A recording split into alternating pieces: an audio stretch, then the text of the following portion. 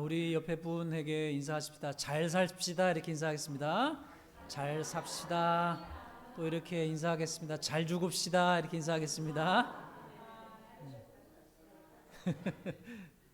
저같이 자주 설교하는 설교자들의 고충 중 하나는 설교의 청중 회중이 다양하다는 것입니다. 학교 선생님들은 특정 학년, 1학년이면 1학년 아이들, 그 아이들만 특정 수준의 학생들을 대상으로 강연을 합니다. 그러나 설교자의 청중 회중은 정말로 다양합니다. 연합 예배 때의 경우는 더하지요.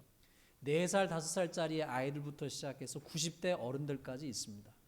그런데 목회자이면서 리더인 설교자들은 보통 교회 성도님들과 교회의 성장, 교회 성도님들의 성장, 교회의 성장을 중요시 여겨서 비전, 꿈 이런 주제에 대해서 설교를 할 때가 많습니다. 교회 평신도 리더들도 기왕이면 담임 목사님이 교회의 비전을 제시하고 그 비전을 따라서 교회를 성장시켜주고 교회를 성장의 방향으로 이끌어 가주기를 원합니다. 그런데 말입니다. 목사님들이 거창한 꿈과 비전에 대해서 설교할 때 어떤 분들은 속으로 이렇게 말하고 싶으실 겁니다. 목사님, 저는 이제 나이가 80이에요. 꿈과 비전은 젊은이들이라 하는 거죠. 저는 이제 갈 때가 다가옵니다. 이제 제 삶을 잘 마무리하고 가야 하는 생각을 해야 할 때입니다. 제 설교의 청중이신 우리 교회 성도님들 중에서도 꿈을 꾸고 비전에 대해서 생각하기보다는 잘 마무리하는 것에 대해서 생각하실 분들이 있다는 것을 제가 인지하고 나서 그런 분들에게 도움이 될, 그분들에게 좀 더 적실성 있는 관련 있는 설교는 무엇일까를 오래전부터 생각해 왔습니다. 그리고 그러한 고민과 숙고의 연장선에서 삶의 마지막을 정리하는 죽음에 관계된 책들을 구입하기 시작했습니다. 그리고 몇 권을 골라서 전체를 정독하거나 목차를 읽거나 해왔습니다. 그런 노력의 연장선에서 몇 해 전에 파이널 기프트라고 하는 호스피스 간호사 2분이 공동 저자로 쓴 책에 대해서 소개하면서 죽음을 준비하는 것에 대한 설교를 한 적이 있습니다. 그런데 말입니다. 성경을 읽어보고 인생의 마지막을 정리하는 책과 죽음에 관계된 책들을 읽다가 이런 생각이 들었습니다. 여러분 모두가 잘 아시는 내용이에요. 죽는 것에는 순서가 없다.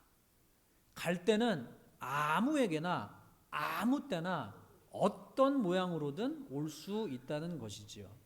오늘 본문 전도서 9장 12절은 이렇게 말합니다. 분명히 사람은 자기의 시기도 알지 못하나니 물고기들이 재난의 그물에 걸리고 새들이 날아다니다가 올무에 걸린 같이 인생들도 재앙의 날이 그들에게 홀연히 임하면 거기에 걸리느니라. 재앙의 날이 그들에게 홀연히 임하면 거기에 걸리느니라. 성도 여러분, 참 아픈 이야기입니다. 때로는 아들이, 딸이 아빠 엄마보다 먼저 갈 때도 있습니다. 때로는 손주가 할아버지 할머니보다 먼저 세상을 떠날 때가 있습니다. 때로는 내가 걱정을 해주던 이보다 내가 먼저 가기도 합니다. 건강에 나는 건강이라면 아무 문제가 없다 자신하던 이가 아프던 이보다 먼저 가기도 합니다. How We Die라고 하는 책은 사람들이 다양하게 죽는 것에 대해서 이야기를 하더라고요. 그 책에서 읽은 내용과 읽고 생각난 것을 종합하면 이렇습니다. 어떤 이는 알츠하이머라고 하는 병이 걸려서 죽고, 어떤 이는 갑자기 살해 당해서 죽고, 어떤 이는 사고로, 예를 들면 자동차 사고로, 일상의 안전사고로, 산업재해로, 홍수로, 이번 캘리포니아 산불처럼 산불로, 어떤 이는 극단적인 선택으로, 어떤 이는 안락사로, 어떤 이는 에이즈에 걸려서, 어떤 이는 바이러스에 걸려서, 어떤 이는 암에 걸려서, 어떤 이는 셀카를 찍다가 발을 미끄러져서 떨어져서, 어떤 이는 계단을 헛디뎌서 굴러 떨어져서, 어떤 이는 길 가다가 지하철 통풍구가 바람 통하는 거 아시죠? 그 통풍구가 추락해서, 어떤 이는 홍수로, 어떤 이는 수영장이나 강에서 수영을 하다가 다리에서 쥐가 나서 전혀 우리가 예측하지 못한 방식으로 예측하지 못한 때에 우리의 죽음이 찾아올 수 있지요. 그런데 대개 우리가 언제든지 갑자기 죽을 수 있는 존재라는 것을 잊어버리고 살아갑니다. 건강하고 젊을수록 그러하지요. 나이 드신 분들도 좀 더 있다가 죽을 것이지 당장 내일에도 죽을 수 있는 존재라고 깊이 인식하고 살아가지는 않는 것 같습니다. 어르신들도 이제 80이 되신 어르신들도 속으로 멘탈리 inner thinking에서 그래도 내가 1년은 더 살겠지 이렇게 생각하시는 것처럼 말입니다. 하물며 생생하고 팔팔한 청소년, 청년, 청장년 30대, 40대는 어떻겠습니까? 그런데 오늘 본문 말씀 야고보서 4장 13절에서 14절 말씀은 우리를 16절까지 말씀은 우리를 깨닫게 합니다. 들으라 너희 중에 말하기를 오늘이나 내일이나 우리가 어떤 도시에 가서 거기서 1년을 머물며 장사하여 이익을 보리라 하는 자들아 내일을 너희가 알지 못하는도다. 너희의 생명이 무엇이냐? 인간의 생명이 무엇이냐? 너희는 잠깐 보이다가 없어져 버리는 안개니라. 너희가 도리어 말하기를 주의 뜻이면 하나님의 뜻이면 우리가 살기도 하고 이것이나 저것을 하리라 할 것이거늘 이제도 너희가 허탄한 자랑을 하니 그러한 자랑은 다 악한 것이니라. 우리는 흔히 여러 가지 계획을 세웁니다. 하루의 계획을 세우는 경우도 있고요. 한 달의 계획을 세우는 경우도 있고 2025년 1년의 계획을 세우기도 합니다. 간혹 어떤 분들은 3년의 계획, 5년의 계획, 10년의 계획을 세우기도 해요. 나라도 그랬잖아요. 옛날. 기억나시죠? 한국 경제개발 5개년 계획 이런 거 말입니다. 그런데 성경은 선포하지요. 그런 계획을 세울 때 잊지 말아라 라고 합니다. 시간의 주관자는 하나님이시다. 너희의 유한성을 잊지 말아라. 주님이 허락하시면 이란 말을 잊지 말고 살아라 라고 하는 거죠. 야고보서는 인간의 생명은 잠깐 보이다가 사라지는 안개라고 일깨워집니다. 여러분 아직까지 우리 모든 인간은 다 죽습니다. 우리 인생에는 끝이 있어요. 무한히 unlimited, 무한이 아니라는 이야기죠. 한계가 있다는 얘기입니다. 그런데 종종 우리는 한계가 없는 듯이 착각하며 살아갑니다. 끝이 있고 한계가 있다는 것을 명확히 인식하지 못하는 인간은 이것저것 다 잡으려고 해요. 욕심이 많아서. 하고 싶은 것도 많고 잡고 싶은 것도 많습니다. 그러나 한계가 있다는 것을 정말로 깊이 인식하게 된 사람은 아무거나 다 하려고 하지 않습니다. 왜요? 시간이 다 되어 가기 때문이죠. 카운트다운이 시작됐기에 시간을 낭비하려고 하지 않습니다. 이 남은 시간에 remaining time, 남은 시간에 해야 할 중요한 것이 무엇인가를 생각하기 시작해요. 세상은 우리를 생각하지 못하고 바쁘게 살게 합니다. 정신없이 바쁘면 안 돼요. 정신 차리고 성실하게 살아가야죠. 여러분 다시 읽어드려요.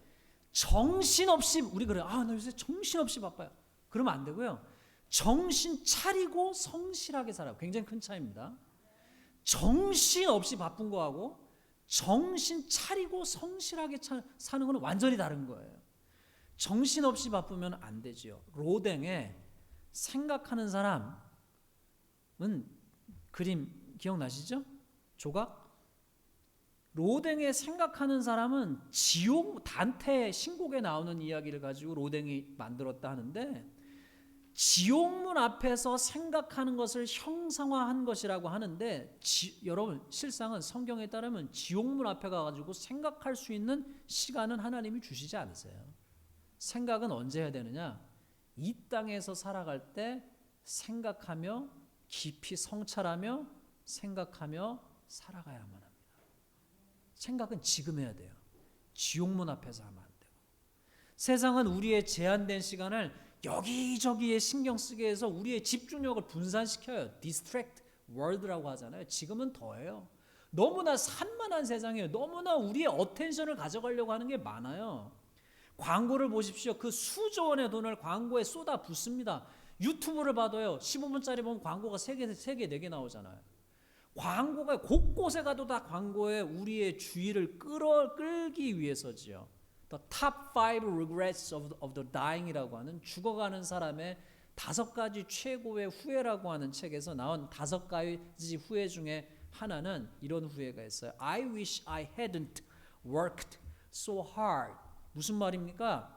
나는 너무 열심히 일하면 안 되었어. 그렇게 열심히 일하는 게 아니었는데 너무 일만 열심히 했단 얘기죠. 워크 에틱으로서 열심히 일한 거는 자체는 잘못이 아니죠. 그런데 너무 일만 열심히 했단 얘기예요. 너무 이것저것 하느라 바쁘게 살았다는 이야기지요. 이거의 반대가 뭐냐? 그 후회를 겪은 사람들이 잡아야 되는 가치를 뭐라고 하냐? 단순함. 중요한 것을 잡으며 살라는 얘기죠.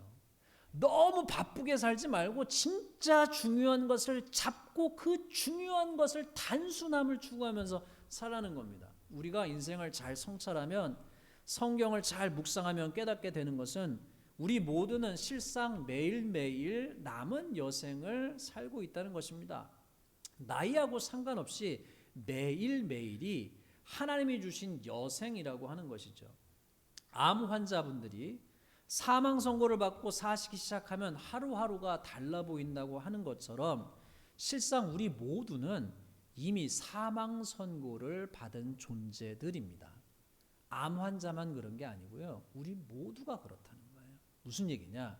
이재철 목사님이 창세기 4장 26절에 히브리어를 해설하시면서 거기에 나오는 에노스라고 하는 존재가 나오는데 에노스가 태어난 다음에 하나님의 이름을 부르기 시작했다라고 되어 있어요. 근데 그 에노스라고 하는 말이 뭐냐?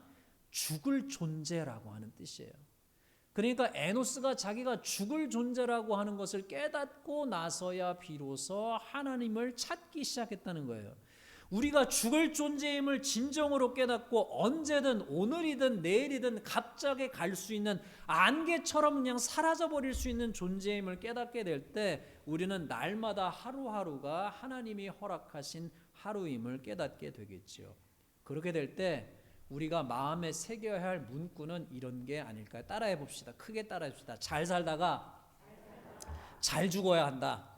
한 번 더 합시다. 잘 살다가 잘 죽어야 한다. 여러분 정말 일생을 잘 살았다. 그리고 잘 마무리하고 잘 정리하고 아름답게 죽었다 라고 하는 게 무슨 뜻일까요? 그런데 말입니다. 여러분 잘 생각해 보시면 잘 정리하고 죽을 수 있는 것은 큰 축복이에요. 삶을 정리하고 죽을 수 있는 시간을 하나님께 허락받았다는 것은요 큰 축복입니다. 무슨 얘기냐? 가슴 아픈 것은요 갑자기 죽는 거예요.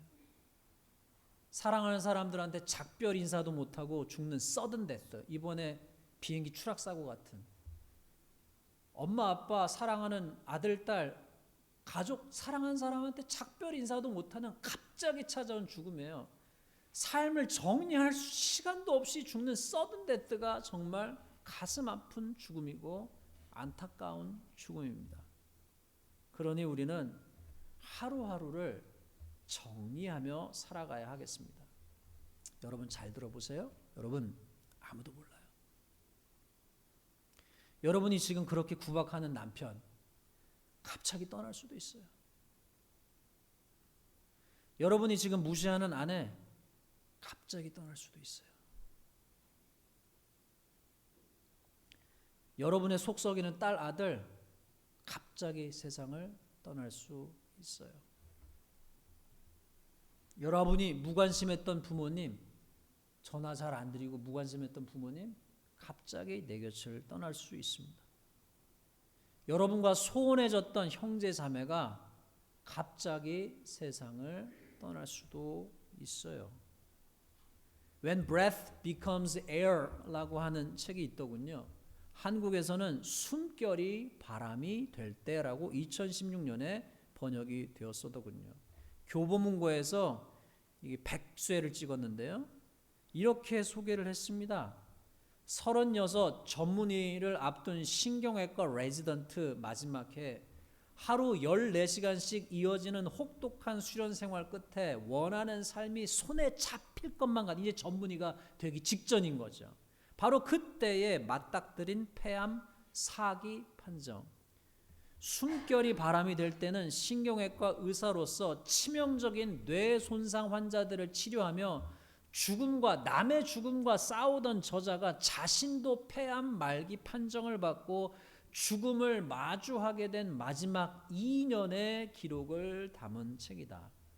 폴이라고 하는 36살, 36세의 젊은 의사가 결혼하고 아직 아기가 없던 때에 신경외과 의사로서 레지던트로서 이제 전문의가 되기 위해서 환자를 돌보다가 자신이 정작 말기암 환자가 되어서 남겨진 시간을 사투하며 어떻게 남은 시간을 보낼 것인가, 무엇이 정말 중요한 것인가, 의미 있는 것이 무엇인가를 씨름하며 보낸 기록이지요.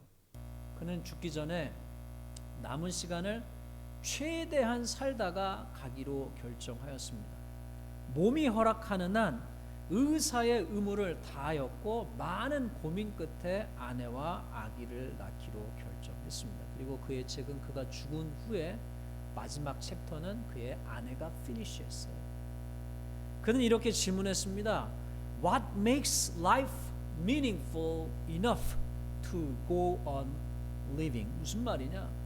인생에서 인생을 전진하게 하는 의미 있는 것들이란 무엇인가?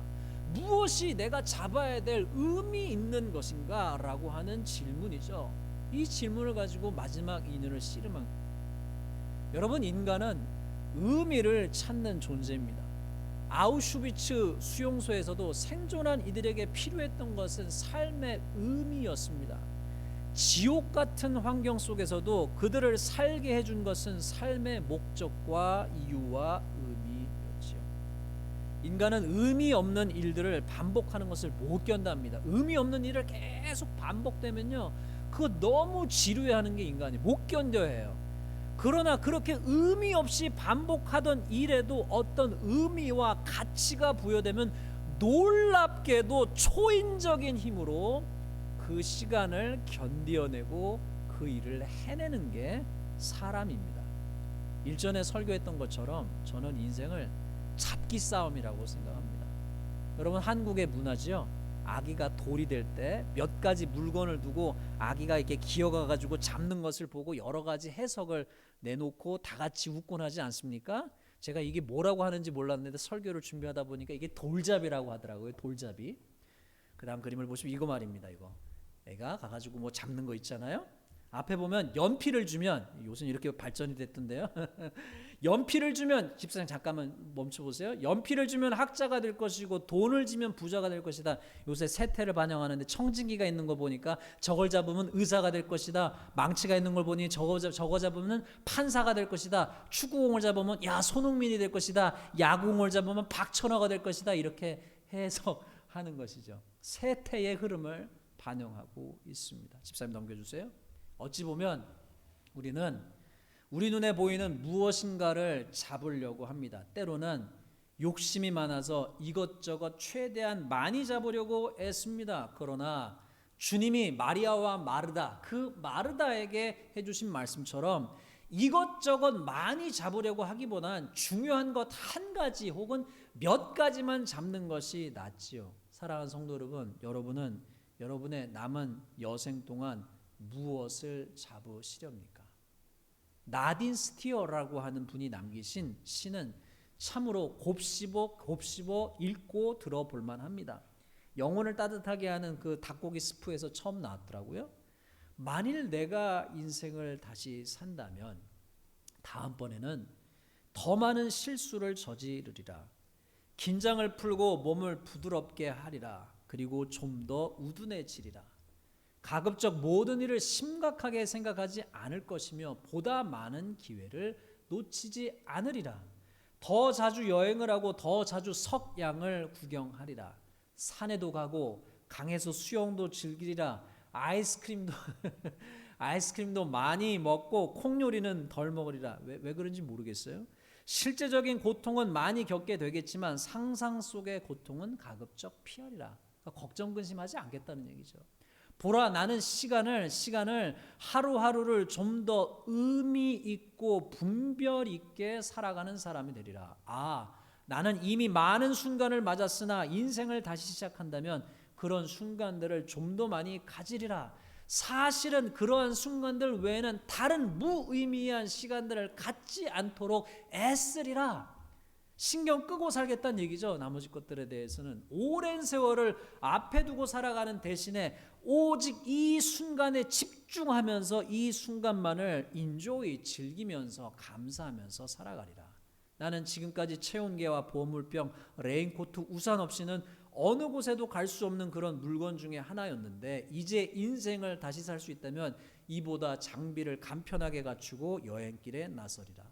내가 인생을 다시 시작한다면 초봄부터 신발을 벗어던지고 늦가을까지 맨발로 지내리라. 춤추는 장소에도 자주 나가리라. 회전목마도 자주 타리라. 데이지 꽃도 많이 꺾으리라. 앞서 소개한 죽어가는 사람들이 한 5가지 큰 후회 중에 하나는 이것입니다. I wish I'd stayed in touch with my friends. True friendship에 대한 이야기죠. 제 고등학교 때 수학 선생님은 수학 선생님이었지만 늘 수학 시간에 이런 얘기를 하셨어요. 얘들아 관계가 전부야. 인생을 살면서 인간관계가 가장 중요한 가치 중에 하나라고 귀가 따갑도록 얘기를 하셨어요. 수학 선생님인데 여러분은 어떻게 생각하시나요? 요즘처럼 인스타그램, 페이스북 수십 명, 수백 명, 수천 명의 친구가 있는 시대에는 옛날 제가 어릴 적 읽었던 유대 탈무드의 이야기가 생각이 납니다. 친구의 많은 숫자를 자랑하는 아들이 아빠에게 와서 아빠 나는 친구가 진짜 많아 이러는데 아버지가 그 얘기를 듣고 참된 친구는 숫자보다 어려울 때 돕는 친구임을 알려주는 이야기 말입니다. 아버지와 아들은 큰 위기를 당한 것처럼 연기를 해서 각각의 친구들을 찾아갑니다. 밤에 찾아갔죠. 밤에 찾아간 아들의 친구들은 자기들에게 위험이 닥칠까 봐 아들을 다 외면합니다. 아들의 친구가 실상은 다 가짜 친구이라 fake friends라고 하는 게 turn out 된 거죠. 그리고 나서 아버지 차례가 됐어요. 그리고 아버지 친구를 아들과 같이 찾아가는 거예요. 큰 어려움을 겪는 것처럼. 그런데 아버지의 친구는 밤에 찾아온 아버지를 위험을 무릅쓰고 도와주지요. 친구의 많음보다 정말 로열한 lifelong friends, 인생 친구를 만나는 것, 그리고 그런 친구를 만드는 것, 그리고 계속 관리해 가는 것, 유지하고 가꾸어 가는 것이 중요하겠지요. 그런데 말입니다. 오늘의 성경 본문들은 우리에게 한 걸음을 더 나아가라고 말합니다. 우리의 여생을 어떻게 쓰라고 하나님이 직접 안내해 주세요. 이게 진짜 중요한 거야. 사람들아, 내 자녀들아 라고 하나님이 직접 알려주셔요. 무엇이 진짜 중요한 것인지. 전도서 12장 3절은 이렇게 말합니다. 이래 결국은 다 들었으니 하나님을 경외하고 그의 명령들을 지킬지어다. 이것이 모든 사람들의 본분이니라. 우리의 남은 인생의 하루하루를 하나님을 경외하며 살아라. 그리고 하나님의 명령들을 지키며 살아라라고 하시는 것이죠. 여러분, 하나님의 명령들을 지키며 여생을 산다는 것이 무슨 뜻일까요? 앞서 들으셨던 오늘의 또 다른 본문이었던 야고보서 4장 13절서부터 17절은 갑자기 앞에서 얘기를 하다가 갑자기 맨 마지막 17절에서 삼천포처럼 빠지는 결론으로 끝이 납니다. 성경을 자세히 보시면 그런 경우가 굉장히 많아요. 앞에서 얘기를 쭉 하다가 갑자기 엉뚱한 결론으로, 예수님도 많이 그러시는데 엉뚱한 결론을 얘기하세요. 갑자기 이게 무슨 얘기지? 맥락이 전혀 안 맞아요. 근데 거기에 히든 메시지가 있습니다. 앞서 4장 13절서부터 16절인가에는 인간의 목숨은 잠깐 보이다가 사라지는 안개 같으니 허탄한 자랑하지 말고 주님의 뜻이면 이렇게 저렇게 하리라고 말하라라고 했는데 갑자기 17절에서 생뚱맞은 말씀이 나옵니다. 무슨 얘기가 나오느냐? 너네는 안개야. 너네는 자랑하지 마, 허탄한 자랑하지 마 라고 얘기하다가 갑자기 17절로 말이 안 돼요. 메이크 센스 하지 않아요. 전혀 커넥션 되지 않아요. 그런데 17절에 뭐라고 나오느냐? 그러므로 사람이 선을 행할 줄 알고도 행하지 아니하면 죄니라. 여러분, 생뚱맞지 않아요? 라직이 형성이 안 되잖아요. 갑자기 이 얘기하다가 이 얘기하는 거잖아요. 갑자기. 거기에 숨은 뜻이 있죠. 그러므로라고 therefore라고 하는 단어는 접속으로 연결되어 있으니 앞에 내용에 이어서 그 다음 나오는 것이 결론이라는 접속어예요. 그렇죠? 커넥션 월드란 말이에요. 인간의 유한성을 깨달았다면 그러므로 유한성에 대한 얘기를 하다가 갑자기 무슨 얘기가 숨겨져 있는 거냐? 그러므로 선을 행하라. 선을 행할 줄 알고도 행하지 아니하면 죄다. 이게 굉장히 큰 차이죠. 달리 말하면 너 인생을 살면서 범법하지 않고 살면 잘 산 거다라고 만족하는 수준에서 머무르지 말아라. 그것도 잘한 것이지만 더 적극적으로 하나님의 자녀답게 살아라라고 하는 것이죠. 여러분 세상에서는 몇 번 말씀드렸지만 범죄하지 않으면 범법자가 아니에요. 이해되시죠? 죄를 break rule 해야 범법자예요. 그래서 나는 break rule 안 했으니까 난 범법자가 아니야. 나는 I'm fine 이런단 말이에요. 근데 하나님은 뭐라고 하셔요? You are not fine. 다시 한번 들어보세요. 굉장히 큰 차이예요. 세상은 여러분이 범죄를 해야 범법자인데 범죄만 안 하면 we are fine, totally fine. 그렇죠? 하나님은 어떻게 보시느냐? 우리가 하나님 나 죄 안 졌는데요? 하나님 나 죄 안 졌어요. 죄 안 졌어요. 근데 하나님 뭐라냐? 그러면 너 선을 행할 줄 알고도 선을 행하지 않으면 너 그게 죄진 거야. 하나님 이러시는 거예요. 그러니까 하나님의 법망을 빠져나가기가 힘들어요. 세상의 기준과 하나님의 기준이 다른 거예요. 잘 들어보세요. 죄를 안 짓는 것에서 만족하지 말고 선을 행하면서 살아라. 남을 도우면서 살아라. 이웃을 사랑하면서 살아라 라고 하시는 거죠. 그러니까 기독교의 도덕은, 기독교의 윤리는 굉장히 적극적인 거예요. 할렐루야. 이해하셨으면 크게 아멘. 이해하셨어요? 이게 세상의 법과 다른 거예요. 주 안에서 형제자매 여러분, 사랑하는 성도 여러분, 어떻게 사는 것이 우리에게 남은 인생을 잘 사는 삶일까요? 여러분은 누구처럼 살다가 누구처럼 죽고 싶으십니까? 누구의 팔로워가 되고 싶으세요? 닮고 싶은 사람, 따라가고 싶은 일을 여러분 만나셨습니까? 만나셨어요? 그리고 여러분은 누군가가 따라가고 싶은 삶을 살고 계십니까? 누군가 여러분을 보고 나도 저분처럼 살다가 저분처럼 죽고 싶어라고 할 만한 여생을 살아가고 계십니까? 아이 목사님은 왜 그런 질문을 하고 그러셔? 라고 하고 싶으시거나 아니요 라고 대답하실 것 같다면 괜찮습니다.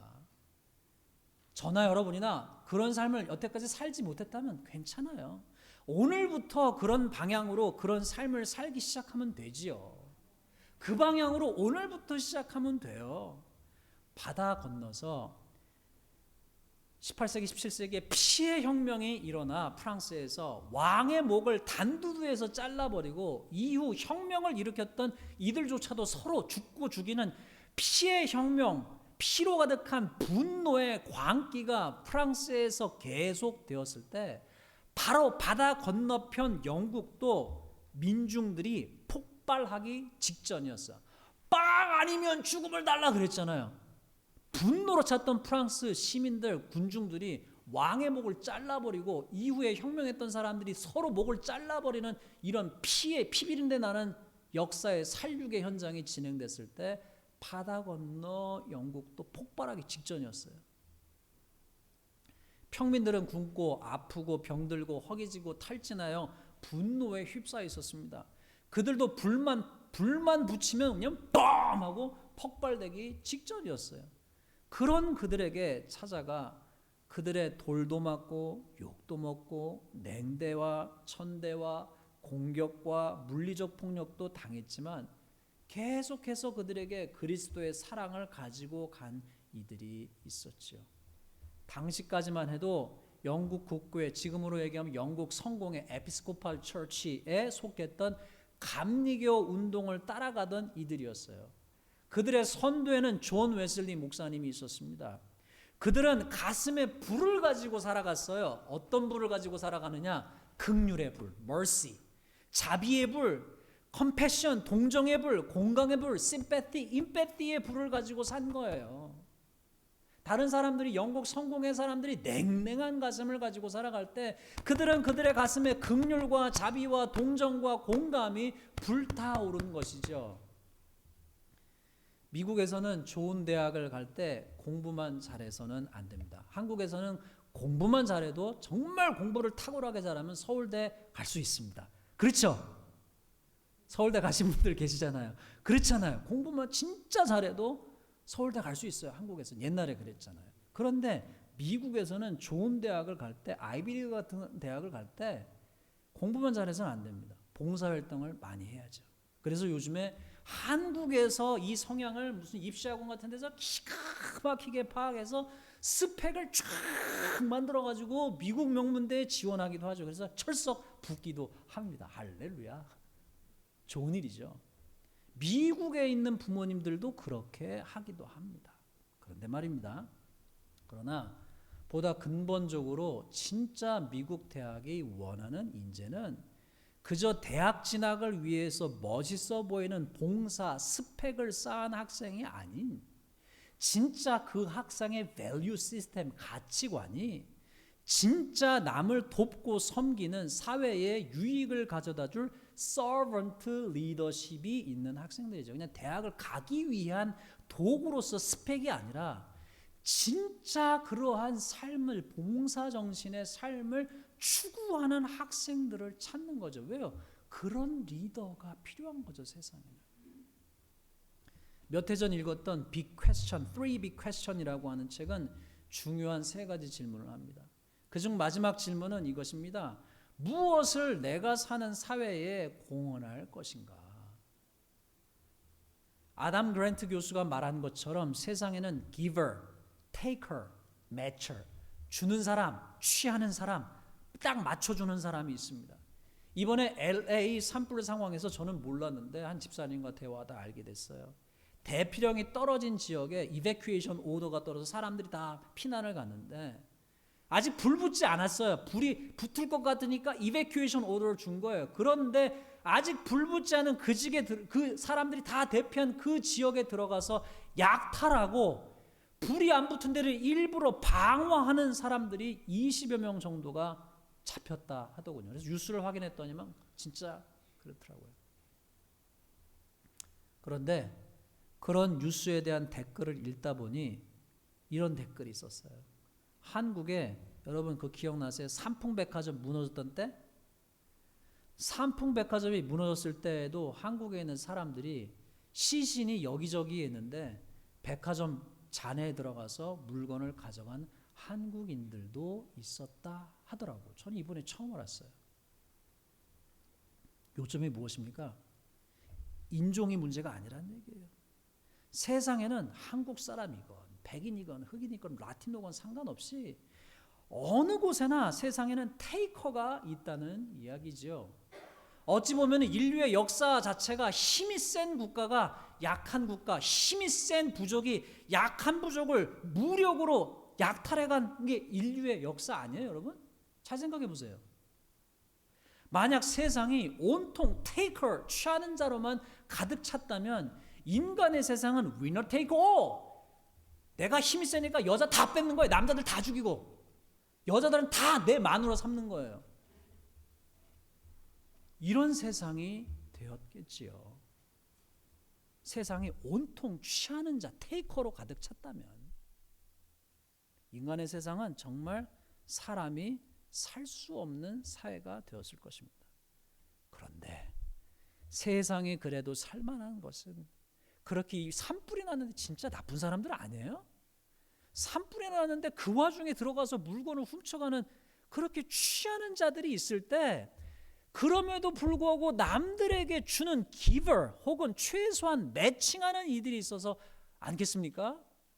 누군가는 약탈해 갈 때 누군가는 비행기 타고 그들을 도우러 가는 사람들이 있으니까 세상이 살만한 거 아니겠어요? 그리고 giver, 주는 사람들의 행동을 보고 따라하는 그대로 매칭해서 행동하는 매처가 있기 때문에 세상이 살만한 것 아니겠어요? 인생을 살아가면서 자기 삶의 반경에서 닮고 싶은 사람을 만나는 것은 엄청난 행운입니다. 그런 사람은 그저 나이가 많기 때문에 존경하는 게 아니죠. 미국이나 한국이나 상관없이 진정한 존경을 받는 사람들은 그들의 포지션, 그들의 자리, 그들의 나이 때문에 진정한 존경을 받는 게 아니에요. 목사님이기 때문에 무조건 존경한다, 나이가 많으신 분이니까 시니어니까 무조건 존경한다, 아니에요 여러분. 한국 사람도 실제로는 진정으로부터 마음으로부터 우러난 존경은 그분들의 인격과 삶의 실천 때문에 그러한 마땅한 존경을 받는 것 아니겠습니까? 진짜 그래요. 내 삶의 반경에서 그러한 사람이 없다면 책을 통해서라도 만나야죠. 그러한 것을 실천한 대학이 시카고 대학이고요, 메릴랜드에 있는 세인트 존 칼리지입니다. 책을 통해서 너가 본받을 만한 인물을 만나라.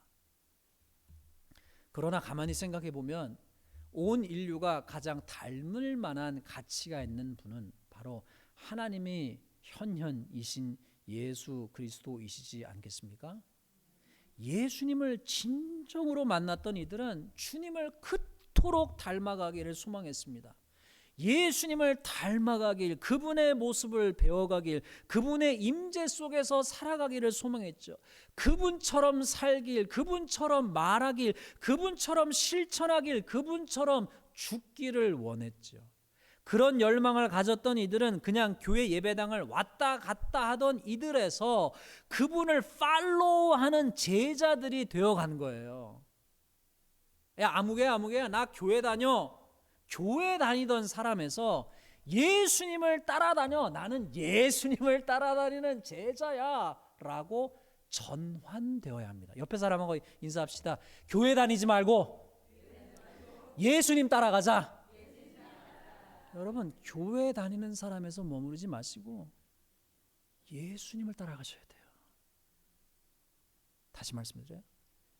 교회 다니는 사람에서 머무르지 마시고 예수님을 따라가야 됩니다.